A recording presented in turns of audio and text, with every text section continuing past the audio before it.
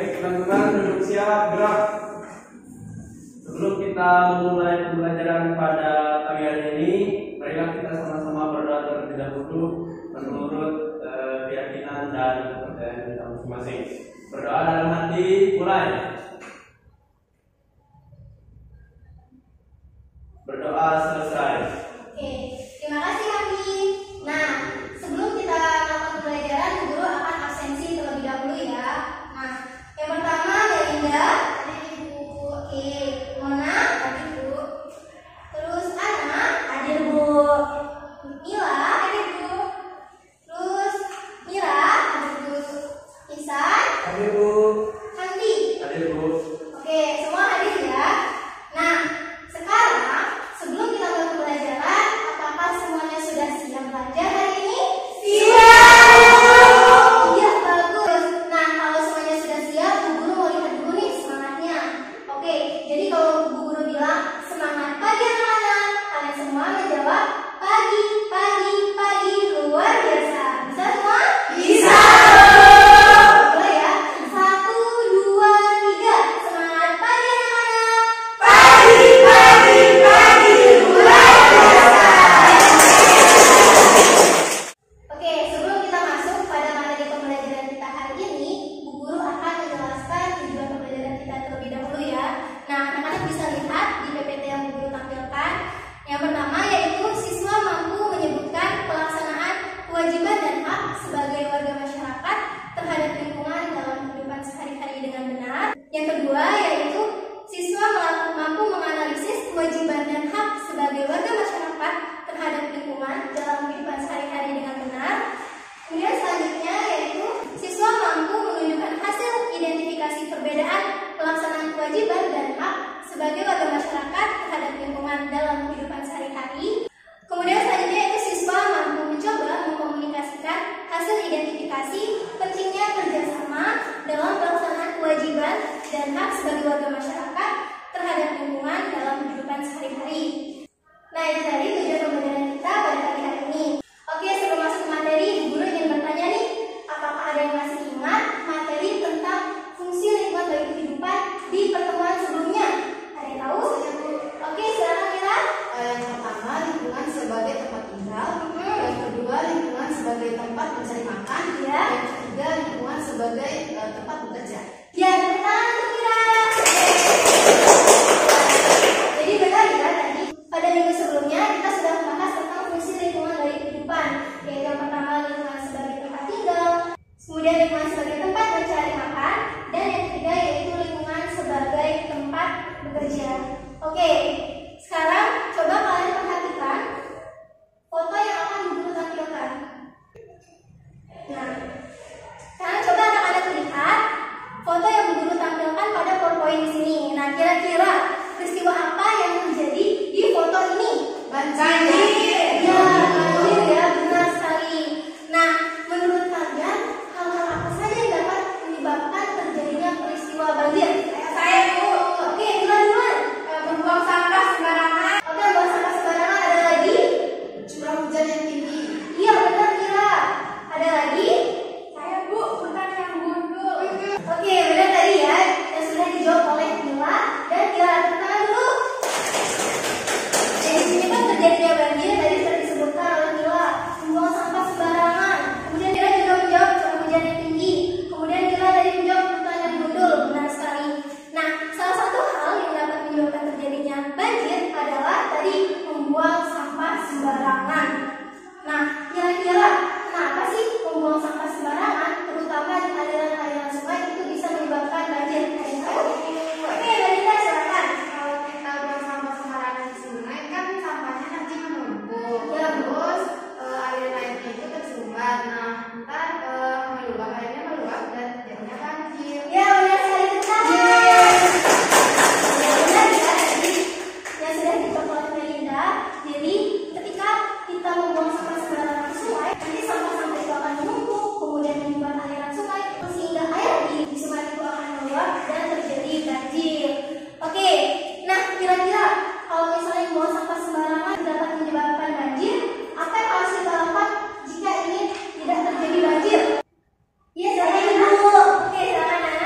tidak membuang sampah sembarangan. Benar sekali. Jadi kalau kita tidak mau terjadinya banjir adalah kita tidak membuang sampah sembarangan.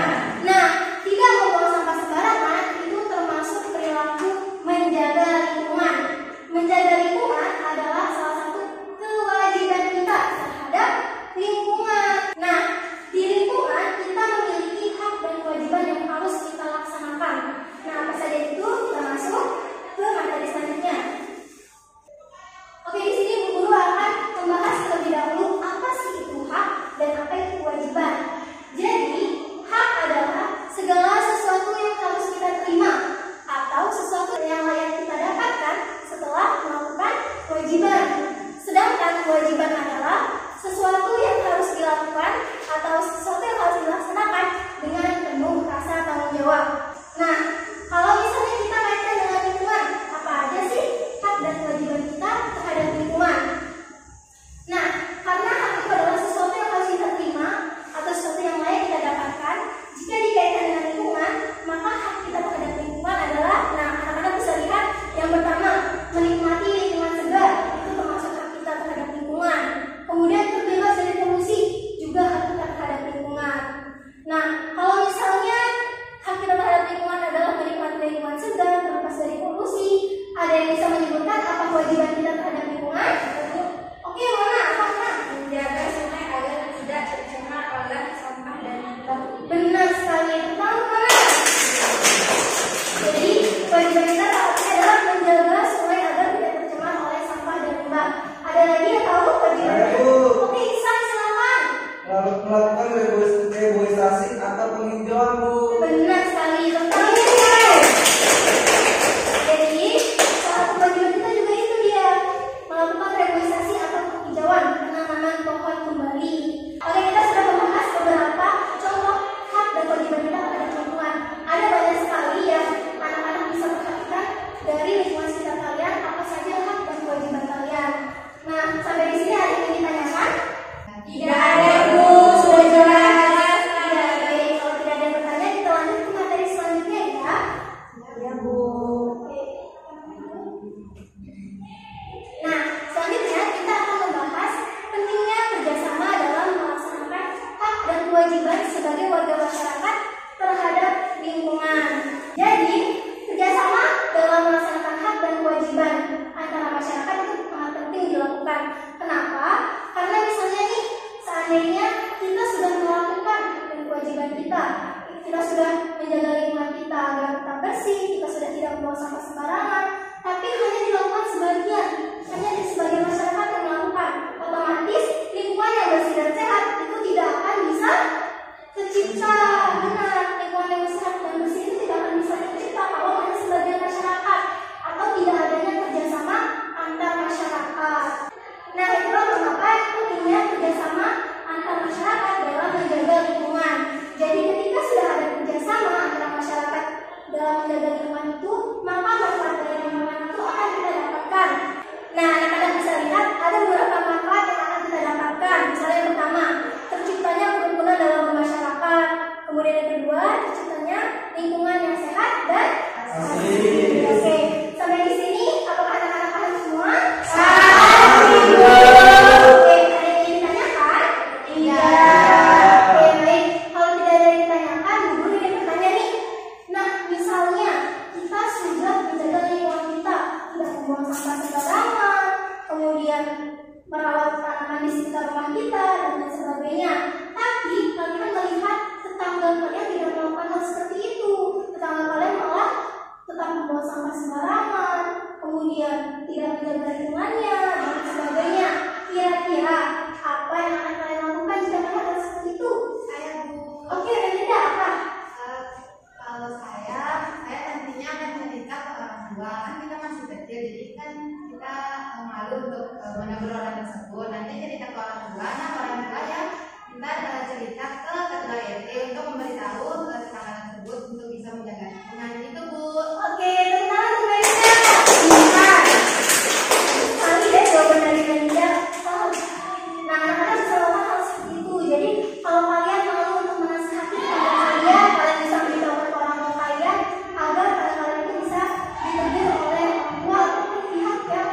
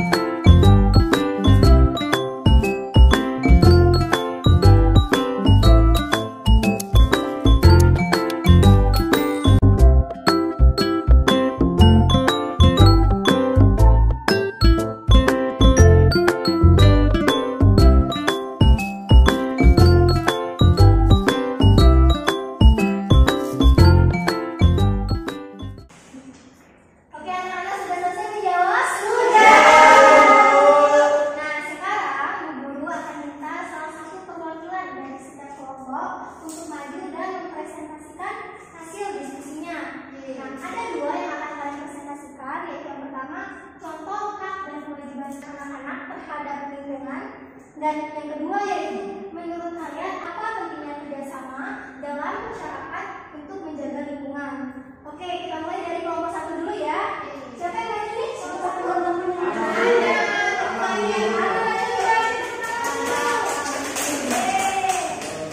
Silakan Ana. Jadi, hai teman-teman. Yang tugas 1 dulu, Bu. Ya, tugas 1 dulu. Apa saja contoh hak dan kewajiban yang kelompok Anda temukan di lingkungan sekitar?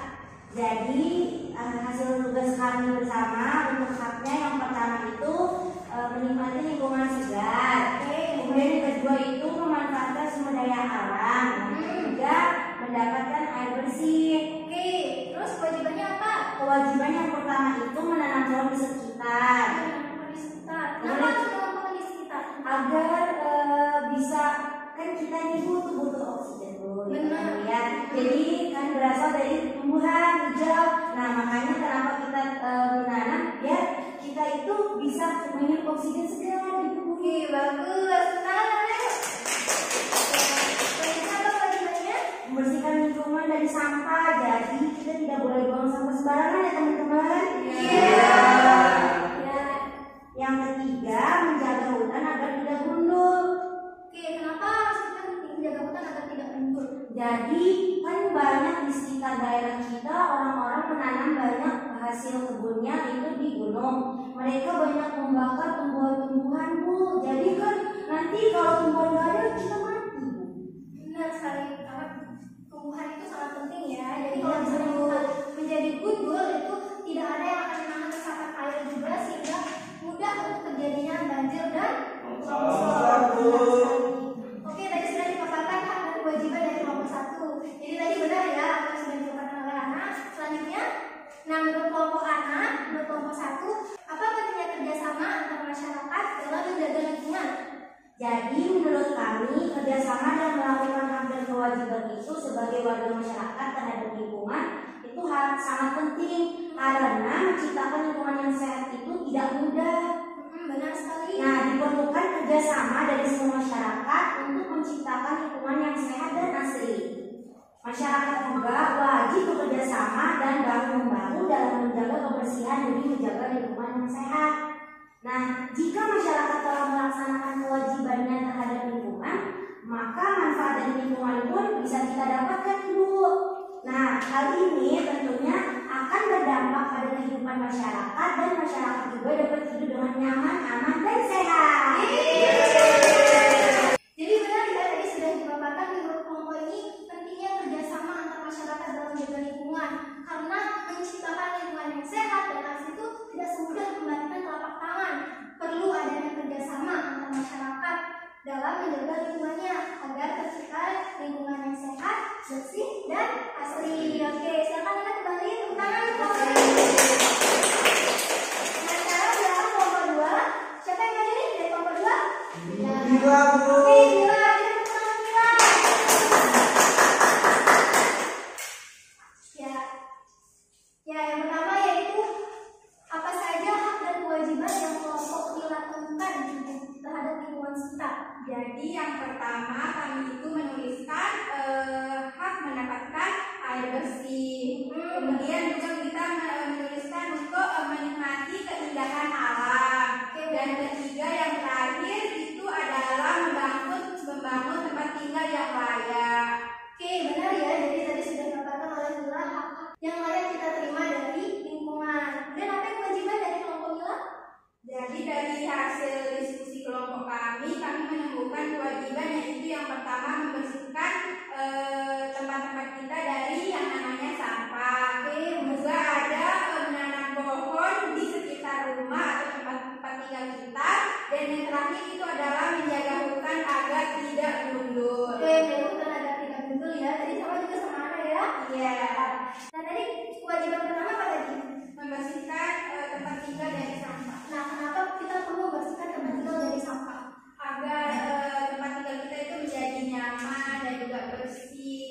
Iya, benar sekali. Jadi ketika kita sudah melakukan kewajiban kita yaitu membersihkan lingkungan dari sampah, maka kita akan mendapatkan hak kita dari lingkungan yaitu menikmati lingkungan yang bersih, yang sehat.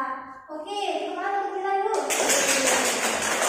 Nah, selanjutnya yaitu yang kedua, menurut kelompok Ila, apa sih pentingnya kerjasama antar masyarakat dalam menjaga lingkungan? Jadi menurut kelompok kami yaitu kerjasama dalam melaksanakan hak dan kewajiban itu sebagai warga masyarakat terhadap lingkungan itu sangat penting karena seluruh anggota masyarakat merupakan unsur yang menikmati sumber daya alam sekaligus unsur yang merasakan langsung dampak jika terjadinya yang namanya kerusakan lingkungan.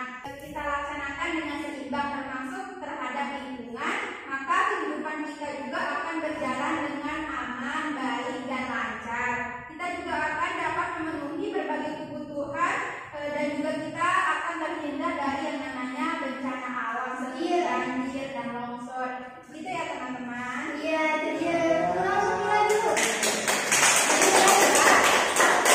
Kelompok 2 sudah mengatakan pentingnya kerjasama antar masyarakat dalam menjaga lingkungan. Kenapa penting sekali? Karena ketika lingkungan itu kotor atau ketika terjadi bencana alam, akibat tidak menjaga lingkungan, akibat membiarkan lingkungan itu berserakan sampah dan lain sebagainya itu, masyarakat akan langsung merasakan dampaknya. Sehingga perlu adanya kerjasama antar masyarakat dalam menjaga lingkungan. Oke, terima kasih kelas. Terima kasih Bu. Nah, oke, tadi sudah selesai dari kelompok 1 dan kelompok 2. Tepuk tangan untuk kita semua. Berarti sudah mengerjakan tugas kalian dengan baik. Nah, sekarang kita sampai pada penghujung pembelajaran kita. Nah, sebelum itu guru ingin bertanya, apa saja yang sudah kalian pelajari hari ini? Ada yang tahu?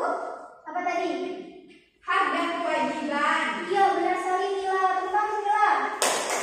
Apa lagi? Hak kewajiban terhadap sebagai warga masyarakat terhadap lingkungan. Benar sekali. Pertemuan untuk mana dulu? Ada mana? Taat kerjasama dalam melaksanakan kewajiban itu. Benar sekali. Tentang untuk mana? Jadi tadi kita sudah belajar tentang apa itu hak dan kewajiban. Kemudian apa saja hak kita terhadap lingkungan, apa saja kewajiban kita terhadap lingkungan, dan pentingnya kerjasama antar masyarakat dalam menjaga lingkungan. Oke, sampai sini apakah kalian semua sudah paham? Nah, yuk kita menutup pembelajaran kita pada pagi hari ini. Kita berdoa terlebih dahulu ya. Nah, guru kita kepada ketua kelas lagi Hamdi untuk memimpin teman-temannya berdoa. Baik guru. Baik teman-teman, duduk siap, gerak.